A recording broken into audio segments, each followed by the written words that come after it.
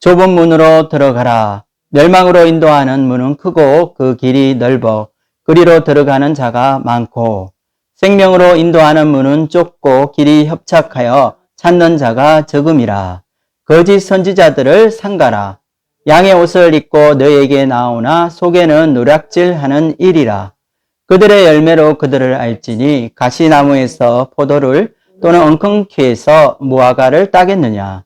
이와 같이 좋은 나무마다 아름다운 열매를 맺고 못된 나무가 나쁜 열매를 맺나니 좋은 나무가 나쁜 열매를 맺을 수 없고 못된 나무가 아름다운 열매를 맺을 수 없느니라. 아름다운 열매를 맺지 아니하는 나무마다 지켜 불에 던져지느니라. 이름으로 그들의 열매로 그들을 알리라. 나더러 주여 주여 하는 자마다 천국에 들어갈 것이 아니요 다만 하늘에 계신 내 아버지의 뜻대로 행하는 자라야 들어가리라. 그날에 많은 사람이 나더러 이르되 주여 주여 우리가 주의 이름으로 선지자 노릇하며 주의 이름으로 귀신을 쫓아내며 주의 이름으로 많은 권능을 행하지 아니하였나이까 하리니 그때 내가 그들에게 밝히 말하되 내가 너희를 도무지 알지 못하니 불법을 행하는 자들아 내게서 떠나가라 하리라. 그러므로 누구든지 나의 이 말을 듣고 행하는 자는 그 집을 반석 위에 지은 지혜로운 사람 같으니 비가 내리고 창수가 나고 바람이 불어 그 집에 부딪히되 무너지지 아니하나니 이는 주추를 반석 위에 놓은 까닭이요. 나의 이 말을 듣고 행하지 아니하는 자는 그 집을 모래 위에 지은 어리석은 사람 같으리니 비가 내리고 창수가 나고 바람이 불어 그 집에 부딪힘에 무너져 그 무너짐이 심하니라. 예수께서 이 말씀을 마치심에 무리들이 그의 가르치심에 놀라니 이는 그 가르치시는 것이 권위 있는 자와 같고 그들의 서기관과 같지 아니함일러라. 아멘. 우리는 천국으로 향하는 순례의 길을 왜 고난의 길, 가시밭길이라고 말할까요? 그것은 많은 사람이 가지 않는 이 새로운 길, 바로 이 모험의 길이기 때문입니다. 우리는 철로 역정에 나오는 주인공 크리스찬이 무거운 짐을 등에다 지고 좁은 길로 가는 모습을 생각하며 우리가 가야 할 이 신앙의 길을 이 황량한 광야길이며 고생스럽고 힘든 참선의 길이라고 생각합니다. 하지만 주인공 크리스찬이 십자가 앞에서 그 무거운 짐을 내려놓고 감격하는 그 장면을 놓칠 때가 있습니다. 우리가 생각하는 천국 순례의 길은 힘들고 고달픈 인내의 길이지만 그 길에서 우리는 세상 어디에도 맛볼 수 없는 자유와 기쁨을 얻게 됩니다. 우리는 오늘 말씀에서 세 가지 이미지를 배울 것입니다. 좁은 문, 좋은 나무, 그리고 반석 위에 세워진 집. 이것은 예수님을 따르는 제자의 삶을 입체적으로 잘 보여주는 시청각 교재입니다. 우리 인생살이도 고달프고 힘든데 세상의 잔재미도 누리지 못하고 자기 부인과 자기 십자가의 길을 가야 한다는 것이 우리에게 큰 부담이 되어 다가옵니다. 어떤 분은 신앙생활을 이와 같이 금욕주의와 같이 자기를 깎는 인고의 고통을 견디는 것으로 생각하는 사람들이 있습니다. 그런데 우리가 한 가지 기억해야 할 것이 있습니다. 선성으로 향하는 모험의 길을 따라가다 보면 구불구불한 이 험난한 길 도중에 군데군데 숨겨져 있는 이 기쁨과 환희, 안식과 평안, 그리고 감격과 희열이 우리를 기다리고 있다는 사실입니다. 사막을 지나가는 것은 죽음을 각오해야 하는 어려운 일이기도 합니다. 그러나 그 사막을 횡단하는 가운데 오아시스가 나타나서 시원한 물로 우리의 갈증을 해소시켜 준다면 얼마나 좋겠습니까? 오아시스에 높이 솟은 나무들로부터 뜨거운 태양을 막아 그늘이 생기고 우리의 목마름과 허기를 채워줄 신선한 이 오아시스의 열매를 맛볼 수 있다면 우리는 이 어려운 이 행군의 길을 포기하지 않고 마지막까지 완주할 수 있을 것입니다. 우리는 예수님의 천국 비유 중에서 이 밭에서 보물을 발견한 사람의 이야기를 잘 알고 있습니다. 어떤 사람이 밭에서 일하다가 쟁이질을 했는데 뭔가 이렇게 걸리는 것이 발견됐습니다. 무엇인가 아주 궁금해져서 땅을 팠는데 거기에는 큰 상자가 있었습니다. 그리고 그 상자를 열었을 때 그 사람은 상상할 수 없는 그 보물이 들어있는 그 상자를 발견하게 된 것입니다. 그는 보물을 얻기 위해 자신의 전 재산을 팔고 또 보물이 묻혀있는 그 밭을 사게 되었습니다. 여기서 우리가 주목해야 하는 한 가지는 이 사람이 보물을 가지기 위해 자신이 가진 모든 것을 지불했다는 사실입니다. 그런데 이 사람이 전 재산을 파는 것에 대한 고민이 있었을까요? 자신의 재산을 아까워하며 어쩔 수 없이 마지못해 재산을 팔았을까요? 오히려 그는 흥분되고 설레는 마음으로 하루빨리 자신의 재산을 팔아 그 보물을 사야겠다고 생각하지 않았을까요? 그는 보물을 발견하게 된 것에 대한 감사와 기대로 기꺼이 자신의 재산을 팔았을 것입니다. 모든 것을 바쳐도 아깝지 않은 진정한 보물을 발견했기 때문입니다.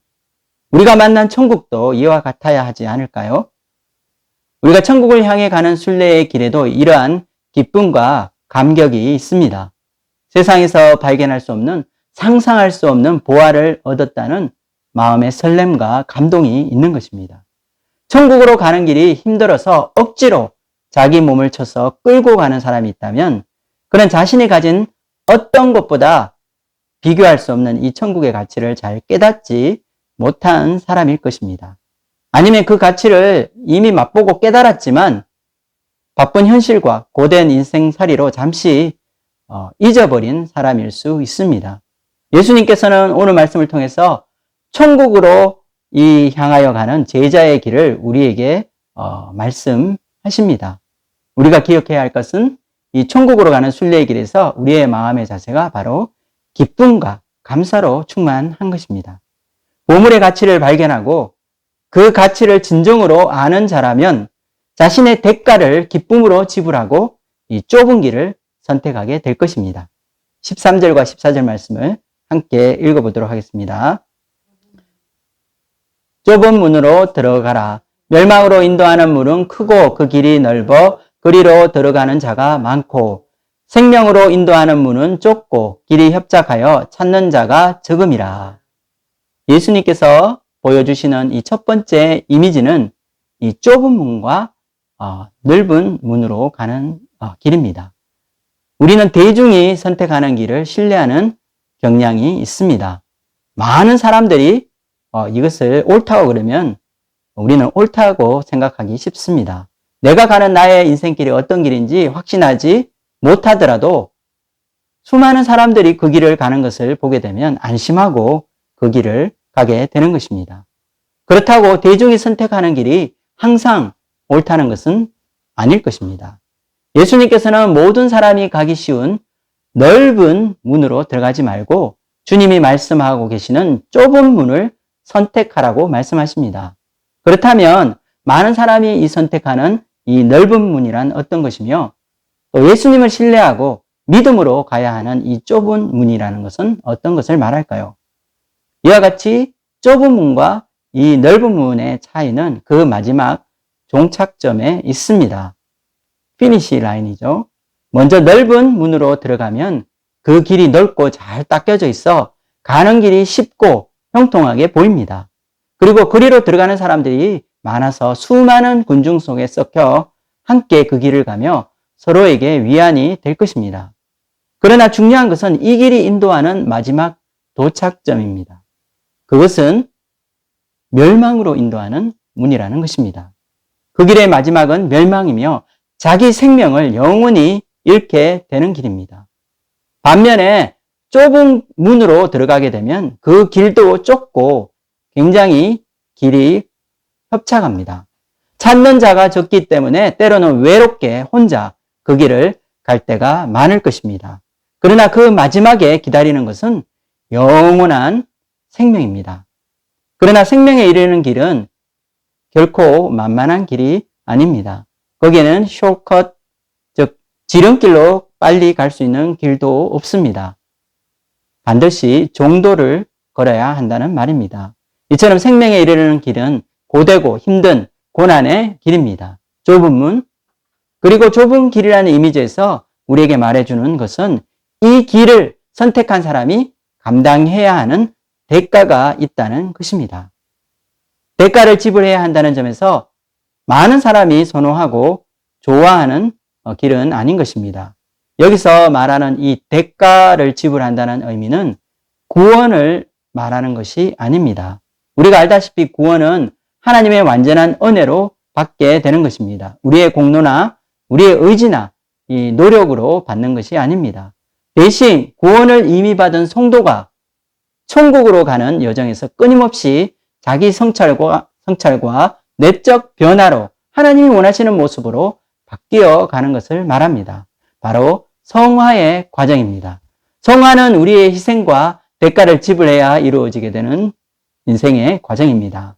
우리가 이미 구원을 받았지만 주님이 원하시는 이 좁은 길로 들어가야 한다는 것은 우리의 삶이 변화되는 것을 말하며 거룩한 하나님의 형상으로 회복되어 가는 그런 과정을 의미하는 것입니다. 현대 기독교는 구원을 강조하지만 우리가 가야 할 이 순례의 길, 이 좁은 길을 잘 가르쳐 주지 않습니다. 이 길이 험난하고 좁고 협착한 길임을 알게 되면 처음부터 선택하지 않는 사람이 있을까 염려하기 때문인지도 모릅니다. 구원은 우리 성도에게 중요한 것입니다. 그러나 우리가 구원과 이 성화의 길을 착각하는 그런 사람도 있다는 것입니다. 구원은 하나님께서 우리에게 주시는 선물이며 은혜이므로 우리가 가는 순례의 길도 그와 같이 공짜로 주어져야 한다고 생각하는 사람이 있을 것입니다. 물론 성화의 이 과정들이 모두 하나님의 은혜입니다. 하나님이 인도하시고 함께 하시는 길이기 때문에 우리는 은혜라고 말할 수 있습니다. 하지만 하나님이 함께 하시는 길이라고 해서 무조건 꽃길과 같이 아무 어려움도 없이 쉽고 편한 길이라고 생각해서는 안 됩니다. 우리가 기독교의 은혜에 너무나 익숙해져 있고 값없이 주시는 선물만 강조하다 보면 정작 우리가 감당해야 할 이 경건한 이 삶을 게을리하고 하나님 앞에 이루어야 할 이 성화의 과정을 무시하는 이 잘못을 범할 수도 있다는 것입니다. 복음서에서 예수님께서 무엇이라고 말씀하셨습니까? 우리가 가야 할 순례의 길에서 자신이 지불해야 할 값이 있다는 것을 예수님께서도 말씀해 주셨습니다. 예수님께서는 망대를 지을 때 그 값이 얼마나 드는지 비용을 계산하지 않느냐고 물으셨습니다. 우리 함께 누가복음 말씀을 읽겠습니다. 너희 중에 누가 망대를 세우고자 할진대 자기의 가진 것이 준공하기까지에 족할는지 먼저 앉아 그 비용을 계산하지 아니하겠느냐. 만약 그 비용과 대가를 우리가 계산하지 않고 아무 생각 없이 건축을 시작했다가는 결국 얼마 가지 못해 중도에 그만두고 파산하게 될 것입니다. 이것은 지혜로운 행동이 아닙니다. 우리가 가야 할 천국 이 순례의 길도 이와 같습니다. 예수님을 따르는 제자의 길이라는 것은 우리가 지불해야 할 값을 알고 가야 하는 길입니다. 십자가와 고난을 기쁨으로 감당하겠다는 이 마음의 결단이 선행되어야 한다는 말입니다. 예수님께서는 끊임없이 높아지고자 하고 세상 가치관을 쫓아가는 제자들에게 천국의 가치관을 가르쳐 주셨습니다. 이것은 인간의 본성이 가만히 두면 높아지려고 하고 점점 교만해지는 것을 우리에게 보여줍니다. 그래서 우리는 끊임없이 자신을 살피고 낮아지는 자리에 가려고 노력해야 할 것입니다. 우리는 주님의 가르침을 머릿속에 지식적으로 쌓아두는 것으로 만족해서는 안 될 것입니다. 예수님께서도 섬기고 낮아지는 이런 삶을 우리가 실천할 수 있도록 제자의 발을 몸서 씻어주시고 우리에게 모범을 보여주셨습니다. 또한 자기 욕망과 욕심을 버리지 못하고 이것을 위해 사는 자는 생명을 잃을 것이고 자기를 부인하고 옛사람의 습성과 세상 정욕을 죽이는 자는 생명을 얻을 것이라고 말씀하셨습니다. 자기의 생명을 사랑하는 자는 잃어버릴 것이요 이 세상에서 자기의 생명을 미워하는 자는 영생하도록 보존하리라. 요한복음 12장 25절 말씀입니다. 우리는 예수님의 하신 말씀을 통해서 우리가 가야 할 이 천국 순례의 길에 우리가 지불해야 할 값이 있음을 분명히 기억해야 할 것입니다. 바로 우리의 내면이 변화받기 위해 우리에게 주시는 이 고난을 감당하는 것입니다. 우리의 경건과 이 성화의 과정을 이루기 위해 하나님이 주시는 훈련을 우리는 기꺼이 받아야 하는 것입니다. 우리에게는 이와 같이 성숙을 위한 경건의 훈련이 필요합니다. 이것을 위해 우리의 삶을 투자하고 헌신하는 그런 노력이 필요한데, 그리스도인으로서 변화받는 삶을 위해서 수고와 이 에너지가 필요함을 강조한 사람이 있습니다. 그것은 경건한 삶을 위한 부르심이라는 글을 쓴 영국 성공회의 윌리엄 로우라고 하는 사람의 말이 있습니다. 그는 우리의 경건을 훈련받고 좁은 길로 가기 위한 삶을 위해 이런 말을 우리에게 해주었습니다. 놀랍게도 인간들은 세상의 일을 뜻하고 바랄 때에는 자신의 재능과 지성, 시간과 공부, 적용과 실습을 열심히 쏟아붓고 온갖 도움과 지원까지 요청합니다.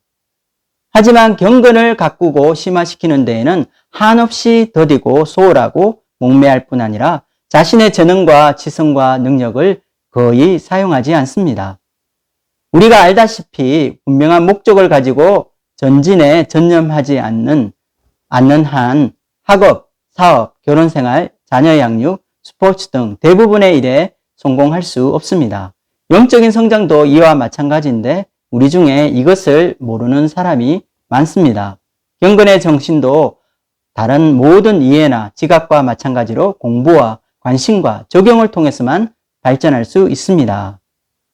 우리가 실제로 좁은 길이라고 말하는 이 경건 생활이나 이 제자 훈련이라는 것에 대한 인식이 부족할 때가 있습니다. 구원을 은혜로 받았기 때문에 우리가 가는 이 천국 가는 이 순례길도 공짜로 쉽고 편하게 가고자 하는 마음이 있습니다. 하지만 우리의 내면이 변화되고 성장하기 위해서는 나의 생각이 바뀌고 나의 삶의 패턴이 바뀌어져야 합니다. 과거에 우리가 생각했던 그런 엄난한 생각, 정욕과 욕심을 쫓는 마음의 습관들을 우리는 바꿔야 한다는 것입니다. 나의 이기적이고 자기중심적인 이 성품이 변화받기 위한 수고와 인내가 필요합니다. 우리는 이런 영성 훈련을 위해 부지런히 배워야 하며 우리에게 좋은 길을 가르쳐주는 안내자도 필요할 것입니다. 우리가 고민하는 문제, 동일한 문제에 대해서 함께 고민하고 청찰한 분들이 우리에게 남겨준 삶의 교훈과 깨달음이 있습니다. 우리는 성화의 삶에 대한 지혜와 통찰력을 담아낸 이런 위대한 영성가나 이 스승의 말을 귀담아 들어야 할 것입니다. 우리가 선택한 이 천성으로 가는 순례의 길에는 우리가 치루어야 할 대가가 있다는 사실을 우리는 깨닫고 이 경건의 훈련에 힘쓰며 성화를 위한 삶의 과정을 감당하고자 결단하는 저와 여러분이 되기를 주님의 이름으로 기도합니다. 예수님이 말씀하신 순례의 길에 대한 두 번째 이미지는 좋은 나무와 못된 나무입니다. 나무를 통해 알 수 있는 것은 무엇일까요? 그것은 이 나무들의 존재 목적이 있다는 것입니다. 이 나무의 존재 목적이 이루어지면 이것은 좋은 나무고 만약에 이루어지지 않는다면 못된 나무가 되는 것입니다. 예를 들어 만약 비싼 비용을 들여 좋은 나무를 우리 집 앞에 심었다고 생각해 보십시오.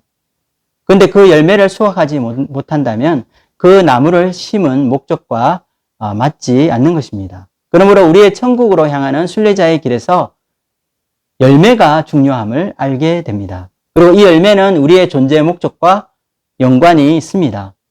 예수님께서는 좋은 나무가 좋은 열매를 맺는 것이 어떤 의미가 있는지 설명해 주시기 위해서 우리 주위에서 볼 수 있는 영적 리더에 대한 말씀을 주셨습니다.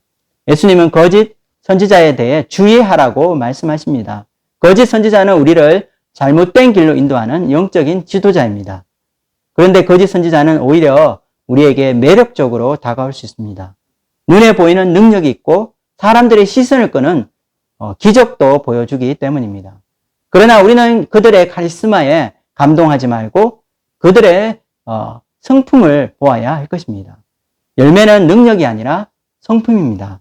그들이 나중에 맺게 되는 열매를 통해 우리는 그들을 판단할 수 있다고 주님께서 말씀하셨습니다. 15절에서 16절까지 함께 읽어보도록 하겠습니다. 거짓 선지자들을 삼가라. 양의 옷을 입고 너희에게 나아오나 속에는 노략질하는 일이라.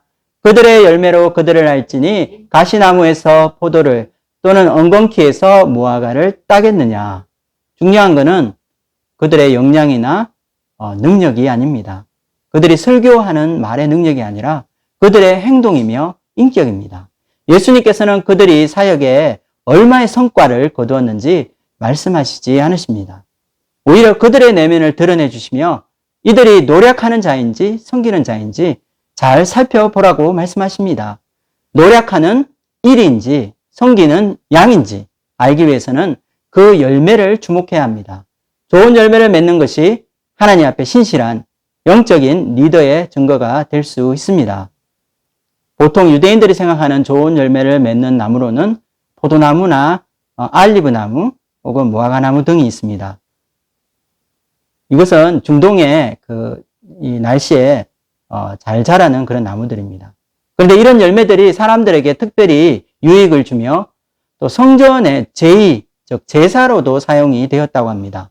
포도나무에서 숙성된 포도주는 이 사람들의 생활 음료로 사용될 뿐 아니라 제사의 한 방법인 이 전제라고 하는 것으로도 사용되었습니다. 또 올리브 나무에서 짠 이 올리브 기름은 일반 백성들의 생활에서는 없어서는 안 될 생활 필수품이었습니다. 밤에 등불을 밝히는데도 쓸 뿐 아니라 음식에 들어가는 주요 재료였습니다. 또한 품질 좋은 올리브 기름은 바로 성전 안, 이 송소에 있는 이 등잔을 밝혀주는 역할을 하게 됩니다. 이처럼 좋은 열매란 것은 보기 아름답고 색깔이 좋은 열매가 아니라 사람들에게 유익을 주는 열매인 것입니다. 나의 인생이 화려한 스펙만 자랑하고 규모만 크다고 좋은 열매가 되는 것이 아닙니다. 사역자가 큰 목회를 하고 큰 역사를 이룬다고 이 열매가 좋은 것이 아니라는 말입니다. 오히려 화려하고 무성한 잎사귀를 자랑하지만 그 안에 열매가 없어서 저주를 받은 이 무화과 나무를 기억해야 할 것입니다. 좋은 열매를 맺는 삶이란 그것이 진정으로 사람들에게 유익을 주고 행복을 주는 삶이어야 합니다. 또한 좋은 열매를 맺는 삶은 그가 말한 것과 행한 것이 일치하는 삶을 말합니다. 하나님 앞에서 배운 것을 우리는 너무나 잘 기억합니다. 우리의 성경 지식은 참으로 풍성합니다. 하지만 중요한 것은 지식이 아니라 그의 삶이 그 지식을 따라가야 한다는 것입니다. 그러므로 주님께서는 함부로 스승이나 랍비가 되려고 하지 말라고 하십니다. 그가 한 말에 대한 책임을 지고 그가 깨달은 영적인 지식, 사람들에게 가르친 수많은 성경의 가르침으로 동일한 삶을 살아야 하는 무거운 책임이 따르기 때문입니다. 이것이 좋은 열매인 것입니다. 많이 알고 있다고 또 달고 좋은 열매를 맺는 것이 아닌 것입니다. 삶으로 증명되지 않는 자를 주님께서는 거짓 선지자라고 말씀하셨습니다. 이들은 말만 하고 자기는 행하지 않는 바리새인과 서기관과 같은 그런 자들입니다. 이들이 이렇게 이중적이고 위선적인 삶을 살 수밖에 없는 이유가 무엇일까요? 그것은 그들의 마음의 진정으로 하나님을 사랑하지 않기 때문입니다. 하나님을 사랑하지 않고 신앙이 자기 유익과 종교를 위한 도구로 사용될 때 위선된 거짓 선지자가 되는 것입니다. 17절에서 18절 말씀 읽겠습니다. 이와 같이 좋은 나무마다 아름다운 열매를 맺고 못된 나무가 나쁜 열매를 맺나니 좋은 나무가 나쁜 열매를 맺을 수 없고 못된 나무가 아름다운 열매를 맺을 수 없느니라. 좋은 나무가 좋은 열매를 맺고 또 못된 나무가 나쁜 열매를 맺는다는 것은 자연스러운 자연 이치인 것 같습니다. 겉으로 보기에 잎이 무성하고 커 보인다고 해서 우리는 나무를 판단할 수 없습니다. 그들의 겉모양이나 외모 혹은 겉으로 드러나는 성과나 업적이 아닙니다. 그들의 내적인 열매를 보아야 하는 것입니다. 여기서 내적인 열매란 인격으로 만들어진 성품을 말합니다. 예수님은 사람의 외모나 겉모습 그리고 그 사람의 성과나 업적을 뛰어넘어서 한 사람의 이 전인격을 평가할 수 있는 이 삶의 열매를 강조하셨습니다. 또한 이런 열매를 맺지 못하는 삶에 대한 무서운 심판을 경고하셨습니다. 크리스찬 중에는 예수님께서 이런 무시무시한 말씀을 했다는 사실조차 잘 모르는 사람이 있습니다. 예수님은 사랑의 주님이시고 원수까지 사랑하라는 말씀만 기억할지 모릅니다. 우리가 살아가야 할 신앙의 길에 대한 책임과 그 열매에 대한 심판이 있음을 말씀하신 것입니다. 19절 말씀을 우리가 함께 읽어보도록 하겠습니다. 아름다운 열매를 맺지 아니하는 나무마다 찍혀 불에 던져지느니라. 참 무시무시한 말씀이죠. 우리는 이 말씀을 들으면서 먼저 우리 삶이 과연 하나님이 원하시는 이 열매를 맺고 있는지 생각해 보아야 할 것입니다. 그리고 이것은 우리가 좀 더 좋은 열매를 맺고 좀 더 나은 삶을 사는 그런 의미가 아니라 바로 하나님의 심판의 그 평가 대상이라는 것입니다. 하나님은 우리가 열매를 맺지 못하면 우리가 하나님 앞에 심판의 대상이 될 수도 있다는 그런 말을 하고 있는 것입니다. 성소에 들어가는 입구에 이 성전뜰에는 두 가지가 놓여 있습니다. 하나는 물두멍이고 하나는 번제단입니다. 물두멍은 제사장과 레위인이 성전 안에 들어가기 전에 자신을 정결하게 하기 위해 손을 씻는 곳입니다. 또한 이 번제단이라는 곳은 하나님 앞에 드려지는 제물을 태우는 곳입니다. 이것들은 물과 불로 정결하게 하는 역할을 합니다.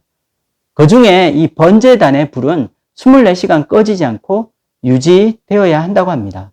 그래서 낮에는 우리가 제물을 불태우기 때문에 괜찮지만 이 밤에는 번제단의 불이 꺼지지 않게 하기 위해서 불쏘시개로 사용되는 나무를 넣어야 한다고 합니다. 이와 같이 번제단의 땔감으로 사용되는 나무는 주로 무화과 나무였다고 합니다. 그런데 이와 같이 불을 피우기 위한 장작으로 쓰이는 무화과 나무는 아무 것이나 사용하는 것이 아니라 특별히 열매를 맺지 못하는 그런 나무로 사용되었다고 합니다.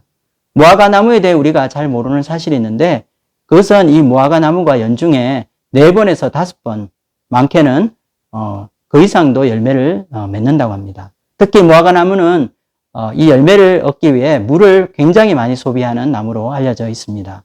그래서 다른 주위의 나무들이 섭취할 이 물보다 더 많은 양의 물이 이 무화과 나무를 키우기 위해 필요했다고 합니다. 그러므로 이렇게 많은 물이 소비되는 이 무화과 나무가 열매를 맺지 못한다면 이것은 여러모로 큰 손실이 될 것입니다. 그래서 그 당시 유대인들은 열매 맺지 못하는 나무를 찾아다녔다고 합니다. 잘라서 번제물의 땔감으로 사용하기 위해서입니다. 열매 맺지 아니하는 나무마다 찍혀 불에 던져진다는 말을 하셨을 때 이 말을 듣고 있던 제자들은 모두 이 무화과 나무를 생각했을 것입니다. 예수님께서 무화과 나무를 저주하심으로 열매를 맺지 못하는 나무가 이 하나님의 저주를 받고 심판의 때에 영원히 꺼지지 않는 이 불의 땔감으로 쓰일 것이라는 경고를 하신 것입니다. 최후 심판날에 많은 사람들이 주여 주여 하며 부를 것입니다. 왜냐하면 주의 이름을 부르는 자는 구원을 얻을 것이라는 말씀 때문입니다. 그러나 예수님의 대답은 우리에게 큰 충격을 안겨다 줍니다. 21절과 23절 말씀을 함께 읽겠습니다. 나더러 주여 주여 하는 자마다 다 천국에 들어갈 것이 아니요 다만 하늘에 계신 내 아버지의 뜻대로 행하는 자라야 들어가리라. 그날에 많은 사람이 나더러 이르되 주여 주여 우리가 주의 이름으로 선지자 노릇하며 주의 이름으로 귀신을 쫓아내며 주의 이름으로 많은 권능을 행하지 아니하였나이까 하리니 그때 내가 그들에게 밝히 말하되 내가 너희를 도무지 알지 못하니 불법을 행하는 자들아 내게서 떠나가라 하리라. 예수님의 대답은 내가 너희를 도무지 알지 못한다는 대답이었습니다. 또한 주여 주여 부르는 자들에게 불법을 행하는 자들아 떠나라 하고 말씀하셨습니다. 이들이 예수님께 하는 변명을 들어보면 틀림없이 우리 주위에서 보던 유명한 지도자들이며 선지자의 모습을 하고 있습니다. 주의 이름으로 선지자 노릇하며 귀신을 쫓아내며 많은 권능을 행하였다고 말하고 있는 것입니다. 우리가 보기에는 이들은 진정한 선지자처럼 보입니다. 우리에게 없는 이 놀라운 능력으로 엄청난 하나님의 역사를 이룬 것처럼 보입니다. 그러나 애석하게도 그들이 이룬 눈에 보이는 성과나 업적으로는 그들의 열매를 증명해 주지 못합니다. 오히려 이들이 한 일이라고는 주님의 이름을 이용해서 능력을 얻게 되고 유력자가 된 것입니다. 이들이 얻은 명성은 주님의 이름을 도용하여 자기 이름을 내기 위해 사용된 것뿐이었습니다. 우리는 이 말씀을 두렵고 떨림으로 받아야 할 것입니다. 주님의 이름으로 영적인 리더가 되고 유명해진 사람들입니다. 눈에 보이는 놀라운 성과와 권능의 역사가 나타납니다. 그래서 이것이 우리가 속기 쉬운 점입니다. 우리는 눈에 보이는 성과와 결과를 보지만 그 한 사람의 인격과 삶의 열매를 보지 않는 것입니다. 그러나 하나님은 우리의 능력으로 판단하지 않으시고 우리 내면에 감춰진 우리의 이 속성, 우리의 마음을 보십니다. 겸손과 사랑, 온유와 충성의 열매를 주님은 살피십니다. 여러분의 신앙생활은 어떤 열매를 맺고 있습니까? 하나님이 기뻐하시는 이 극산품의 좋은 열매를 맺어 사람들에게 많은 유익을 주고 또 그들의 생명을 풍성하게 만들어주고 있습니까? 우리가 눈에 보이는 외형과 이 규모에 현혹되지 않고 이 내적인 열매에 집중하기 위해서는 주님이 원하시는 것이 무엇인지 늘 생각해야 할 것입니다. 우리의 삶이 변화되어 예수님을 닮은 인격으로 겸손과 사랑과 온유와 절제, 충성과 오래 참음의 이 열매들을 맺기를 원합니다. 여러분이 아름다운 성품의 변화와 열매로 하나님께 인정받는 제자의 삶을 살 수 있기를 주님의 이름으로 축복합니다. 예수님께서 말씀하신 천국으로 향하는 순례의 길의 세 번째 이미지는 반석 위에 지어진 집과 모래 위의 집입니다. 인생을 살아갈 때 우리가 놓는 이 주초는 결코 무너지지 않는 이 반석이 되어야 할 것입니다. 사람이라면 누구나 내가 지금 살아가는 나의 인생이 결코 무너지지 않는 이 반석 위에 세워지기를 원할 것입니다.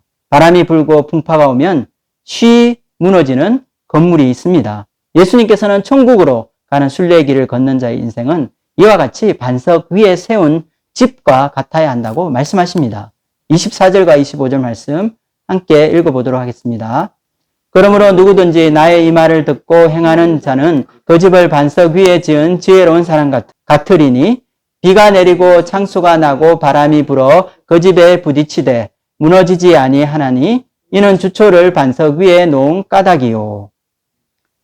우리 앞에 있는 집이 반석 위에 지은 집인지 모래 위에 지은 집인지 그 기초는 겉으로 보기에는 알기 힘듭니다.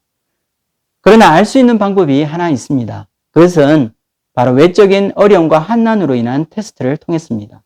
창수가 나고 비바람이 불 때에 집이 여전히 건실하고 능히 견딜 수 있으면 이것은 반석 위에 세운 집입니다. 예수님이 말씀하시는 이 반석이라는 것은 무엇을 의미할까요? 예수님께서 말씀하시는 반석은 바로 하나님의 말씀을 의미합니다. 반석 위에 짓는 집은 하루하루 삶을 통해 만들어가는 우리의 인생입니다. 그러므로 반석 위에 짓는 집이란 하나님의 말씀에 순종하여 그 삶의 뿌리와 기초를 하나님의 말씀에 둔 우리 크리스찬의 인생을 말합니다. 우리가 반석 위에 집을 지었는지 확인하는 과정도 비바람과 풍파와 같은 고난이겠지만 또한 우리가 반석 위에 기초를 놓고 하나님 말씀의 뿌리를 내리게 만들어주는 것이 사실은 삶의 고난과 인생의 풍랑입니다. 우리가 하나님의 말씀을 성경 공부할 때만 인용하고 또 입술로만 언급해서는 안 될 것입니다. 삶 가운데 우리가 실천하지 않는다면 모래 위에 지은 집이 되고 말 것이기 때문입니다. 그렇다면 구체적으로 어떻게 하는 것이 우리의 삶을 말씀의 이 반석 위에 놓는 것일까요? 우리는 이 하나님의 이 말씀 위에 지어가는 우리의 삶이 하루아침에 이루어지지 않는다는 사실을 잘 알고 있습니다. 우리의 전 인생을 거쳐 만들어가는 건축물이기 때문입니다. 우리가 매일 하나님 앞에 이 말씀 앞에 몸부림치며 순종하지 못하는 이 이기적이고 제약된 내면을 회개하고 하나님 앞에 엎드려지는 것입니다. 우리를 변화시켜 주셔서 새롭게 해달라고 하나님께 매달리고 기도하는 삶입니다. 예배 때마다 들은 말씀에 순종하기 위해 작은 것 하나 희생하고 실천하는 것입니다. 이렇게 경건을 위한 작은 순종 하나가 이 반석 위에 세우는 집이 지어져 가는 과정이라 말할 수 있습니다. 이처럼 우리가 성화되는 과정은 하룻밤 사이에 이루어지지 않습니다. 마치 건축 현장에서 집의 기초가 세워지고 건물의 재료가 하나씩 세워져 가는 것과 같이 우리의 내면의 인격도 조금씩 만들어져 가게 됩니다. 16세기, 17세기 가톨릭 사제로 제네바 감독으로 활동했던 프란시스 드 살레라는 사람이 있습니다. 이 사람이 이런 말을 하였습니다. 늑대와 곰이 사실 벼룩보다 위험합니다. 하지만 전자는 후자만큼 우리를 괴롭히지도 않고 우리의 인내심을 시험하지도 않습니다. 살인하지 않기는 쉽지만 소소한 감정의 폭발을 일일이 자제하기란 극히 어렵습니다. 가늠하지 않기는 아주 쉽지만 엄란한 눈길, 엄란한 생각을 피하거나 알랑거리는 말을 주고받지 않는 것이란 쉽지 않은 것입니다. 그러므로 우리는 큰 유혹에 용감히 맞서 싸울 준비도 늘 되어 있어야 하겠지만 평소에 작고 사소해 보이는 것들 앞에서 부지런히 자신을 지켜야 합니다. 이처럼 우리의 성품을 형성하는 것은 이 보이지 않는 이 작은 것들이 모여 이루게 되며 우리의 적은 별로 눈에 띄지 않는 죄들과 마음에 숨어 있는 분노와 미움일 것입니다. 우리가 살아가는 인생은 이렇게 하루하루가 모여서 결국 1년이 되고 또 5년, 10년 이런 시간들이 모여서 한평생이 되는 그런 과정을 통해 이루어집니다. 이렇게 꾸준히 실천하며 마지막 완성될 우리 집은 우리의 일평생을 통해 얻게 될 열매가 될 것입니다. 천국으로 향하는 이 순례자의 삶은 이와 같이 많은 시간과 노력이 필요합니다. 성화에 이르기 위한 성급하고 극단적인 접근은 오히려 부작용을 낳게 될 것입니다. 우리는 큰 것을 급하게 이루려 하기보다는 매일 우리 일상생활 가운데 작은 것 하나 순종함으로 반석 위에 짓는 집의 재료를 하나씩 쌓아가야 할 것입니다. 성화의 삶은 가만히 앉아 시간만 지난다고 해서 자연적으로 이루어지지 않습니다. 오늘 하루 내가 하나님 앞에 행하며 나의 마음을 성찰해 나갈 때 내가 변화되어야 할 것이 많음을 알게 됩니다. 이처럼 하루에 한 번 아니면 일주일에 한 번이라도 자기를 살피는 이 반추의 시간이 필요합니다. 이처럼 반추의 시간은 하나님과의 관계성 속에서 내가 제대로 가고 있는지 또 얼마나 성장하고 있는지 점검하고 살펴보는 시간입니다. 우리에게는 누구나 이 연약한 면이 있습니다. 자신의 연약하고 부족한 성품을 변화받기 위해서는 내가 가장 유혹받기 쉬운 것, 또 가장 연약한 그런 면들을 하나님 앞에 내어놓고 기도해야 할 것입니다. 우리의 삶은 이 죄와의 영적인 싸움입니다. 내가 오늘 믿음으로 살았는지, 또 하나님 앞에서 영적인 삶에서 부끄러움이 없었는지 우리는 돌아보아야 할 것입니다. 이와 같이 영적인 부분들을 반추하는 시간을 통해 내 인생의 소명과 영적인 성장을 점검하고 하나님의 인도하심을 받는 저와 여러분이 되기를 소망합니다. 우리 말씀을 정리하겠습니다. 오늘 우리는 예수님께서 보여주신 이 세 가지 이미지를 통해서 하나님의 백성이 이 천국 순례의 길을 걷는 삶이 어떤 것인지 그림으로 그려보았습니다. 첫 번째 그림은 이 풍경화 속에 나 있는 하나의 작은 길이 있습니다. 우리가 천국으로 향해 가는 이 길은 좁은 길입니다. 우리가 선택한 순례의 길을 가는 데는 우리가 치료해야 할 대가가 있다는 사실을 우리는 깨달아야 할 것입니다. 우리가 경건의 훈련에 힘쓰고 성화를 위한 삶의 과정을 감당하고자 결단했을 때 우리는 기쁨과 감사함으로 이 길을 가게 될 것입니다. 힘들고 고달픈 인내의 길이지만 그 길에서 우리는 세상 어디에도 맛볼 수 없는 자유와 기쁨을 맛보고 찬양을 부르며 가게 될 것입니다. 좁은 길을 걷다가 그 마지막에는 우리를 기다리고 있는 이 영원한 생명의 이 면류관을 우리는 받게 될 것입니다. 두 번째 그림은 풍성한 열매를 주렁주렁 달고 있는 아름다운 나무입니다. 한번 상상해 보십시오. 아름다운 나무가 주렁주렁 먹음직한 그런 열매를 달고 있습니다. 하나님이 보시는 이 중요한 평가 중에 하나가 바로 이 열매입니다. 좋은 열매나 눈으로 보여지는 성과나 이 업적들이 아니라 우리의 삶의 열매, 즉 우리의 인격으로 만들어지는 성품을 말합니다. 이런 성품은 다른 사람에게 유익을 주고 한 사람의 영혼을 사랑하는 이 예수님의 성품을 나타내는 것입니다. 또한 이 열매는 최후 심판 때에 하나님이 우리 안에서 찾으시는 우리 인생의 최종 평가가 될 것입니다. 마지막으로 우리가 그려보는 이 그림은 멋있는 이 전경을 배경으로 보여주는 반석 위에 세워진 멋진 집입니다. 꿈에도 그리는 이 초원의 집을 한번 생각해 보십시오. 반석 위에 세워진 집은 환난과 고난의 때에 무너지지 않습니다. 반석 위에 집을 세우기 위해서는 우리가 하나님 말씀 위에 나의 전 인생을 걸어야 합니다. 매일매일 삶 가운데 말씀에 순종함으로 조금씩 완성되어가는 건축물입니다. 나의 생각이 바뀌어야 하며 나의 삶의 패턴이 바뀌어야 합니다. 나의 이기적이고 자기중심적인 내면이 변화돼서 아름답게 조각되어지는 예술 작품과 같이 될 것입니다. 하루의 삶을 돌아보고 점검하는 이 반성의 시간, 반추의 이 삶을 통해서 조금씩 변화되는 나의 모습은 남을 존중하고 상대를 배려하는 이 하나님의 사랑이 내 안에서 완성되는 것일 것입니다. 천성으로 가는 순례의 길은 고난의 길, 가시밭길입니다. 하지만 이 길은 하나님께서 창세전 우리를 위해서 계획하신 길이며 영원한 생명을 얻는 승리의 길입니다. 우리에게 위로와 사랑을 부어주시고 또 우리가 넉넉히 이기고 마지막 결성선까지 완주하도록 주님께서 우리와 함께 하시는 길입니다. 저와 여러분이 이 성품의 변화 또 삶의 열매로 하나님께 인정받고 반석 위에 아름다운 인생을 세워나가는 제자의 삶을 살 수 있기를 주님의 이름으로 축복합니다. 기도하고 마치겠습니다.